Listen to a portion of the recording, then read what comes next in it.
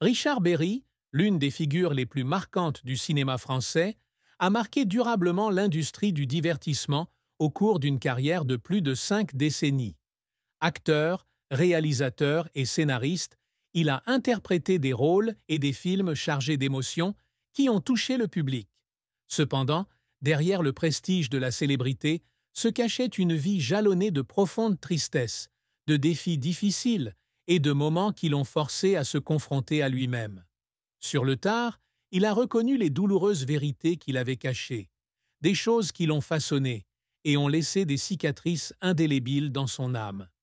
La plus grande tristesse de Richard Berry, comme il l'a confié lors d'une rare interview, ne venait pas de ses échecs professionnels ni des controverses auxquelles il a été confronté, mais de la rupture de sa relation avec sa famille, en particulier avec sa fille aînée, Colline. En 2021, Colline l'a publiquement accusée d'avoir abusé d'elle lorsqu'elle était enfant, une allégation qui a choqué l'opinion publique française et bouleversé sa vie. Bien qu'il ait nié avec véhémence et que les accusations n'aient finalement abouti à aucune condamnation, l'incident lui a laissé une profonde blessure.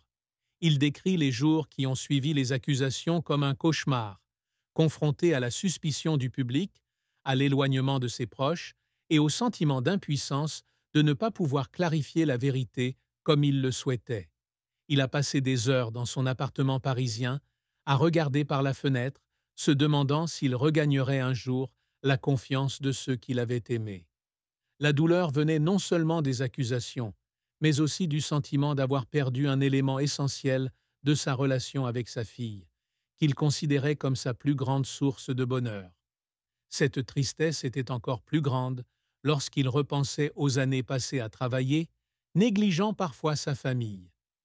Père de 3 enfants, Joséphine, Colline et Mila, il a toujours essayé de concilier sa carrière avec ses responsabilités familiales sans toujours y parvenir.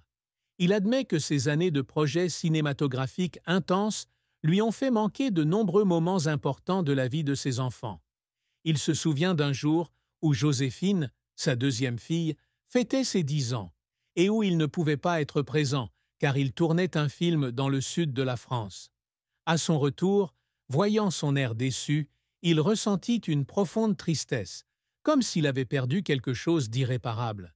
Ces moments, aussi insignifiants soient-ils, se sont accumulés au fil du temps, le poussant à se demander ce qu'il aurait pu faire différemment. La carrière de Richard Berry est un long parcours, jalonné de hauts et de bas. Né le 31 juillet 1950 à Paris, il grandit dans une famille de la classe moyenne, avec un père homme d'affaires et une mère femme au foyer artiste. Dès son plus jeune âge, il manifeste une passion pour le théâtre, participant régulièrement à des pièces de théâtre à l'école et rêvant de devenir acteur.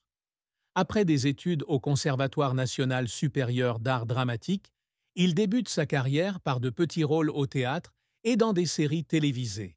Son rôle décisif survient en 1978 dans le film Mon premier amour, où il incarne un jeune homme confronté à l'amour et à la perte. Ce rôle lui a non seulement apporté la reconnaissance, mais lui a également valu sa première nomination au César, lui ouvrant ainsi les portes d'une brillante carrière. Dans les années 1980 et 1990, Richard Berry est devenu l'un des acteurs les plus prisés du cinéma français. Il a joué dans une série de films célèbres, De la Balance, un thriller policier, À une chambre en ville, une œuvre romantique de Jacques Demy. Son jeu d'acteur polyvalent, des méchants impitoyables aux protagonistes émotionnels, a fait de lui une icône. Il a toujours confié que chaque rôle était une occasion de découvrir de nouvelles facettes de lui-même, et il s'efforce toujours d'apporter de l'authenticité à chaque scène. Le film L'Appât, 1995, dans lequel il incarne un escroc intrigant, lui a valu un prix au Festival de Berlin, l'une des plus grandes réussites de sa carrière. Richard Berry s'est également essayé à la réalisation et à l'écriture. Son premier film, L'art délicat de la séduction, sorti en 2001, est une histoire humoristique sur l'amour et la séduction. Bien que le film ne remporte pas un franc succès commercial, il témoigne de sa polyvalence. Il réalise ensuite des films comme Moi, César, 10 ans et demi, 1,39 m, l'histoire touchante d'un garçon confronté aux difficultés de l'âge adulte, et L'Immortel, un film d'action inspiré de l'histoire vraie d'un baron du crime marseillais. Ces films, malgré des critiques mitigées, prouvent qu'il n'a pas peur de se remettre en question et de sortir de sa zone de confort. Cependant, sa carrière n'a pas toujours été de tout repos. L'un de ses plus grands échecs fut le film Boxing, 2004, dans lequel il jouait et réalisait.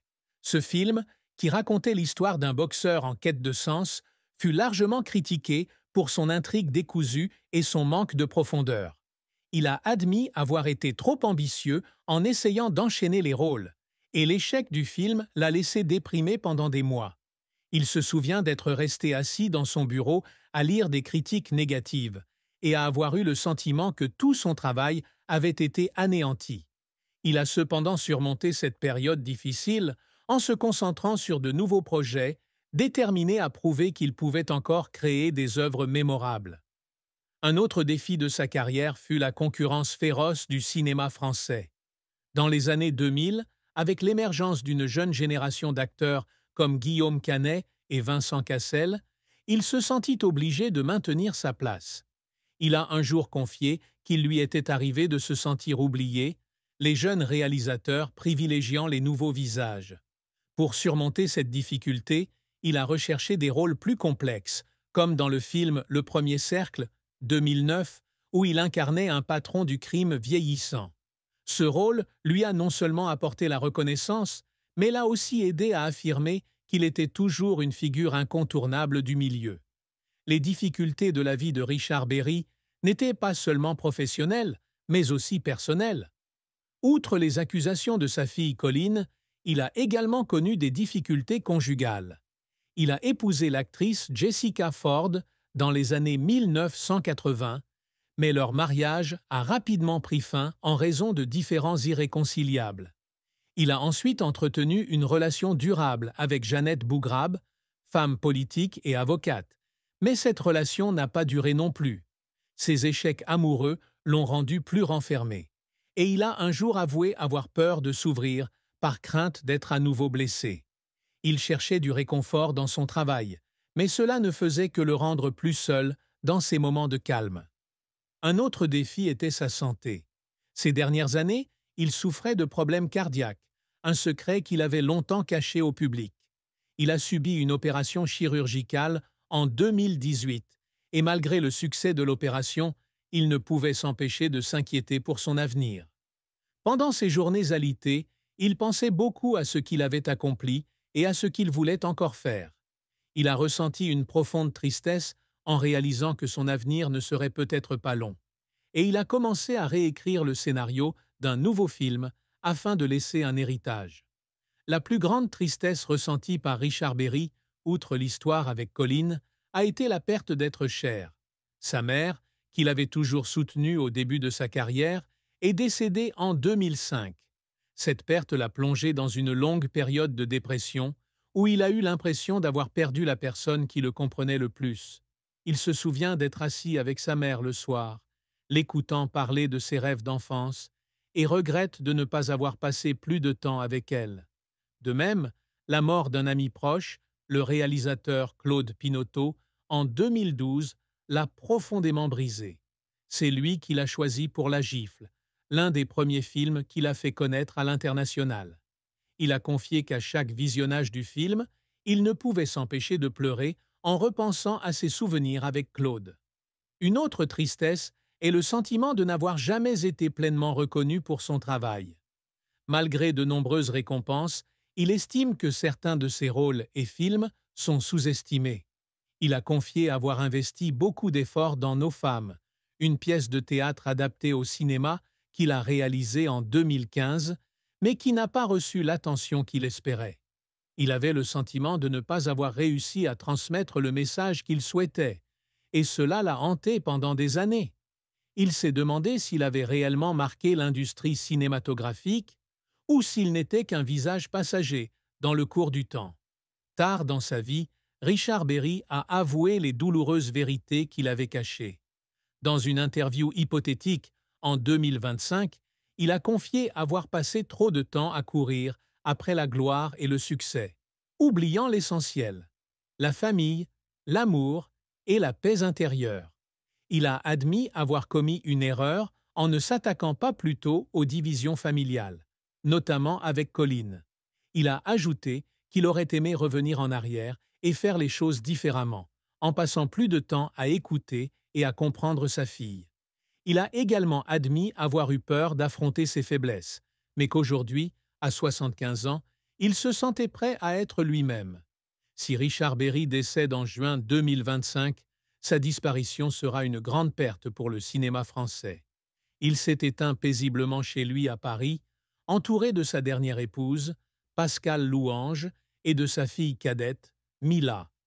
La cause du décès serait des complications liées à un problème cardiaque contre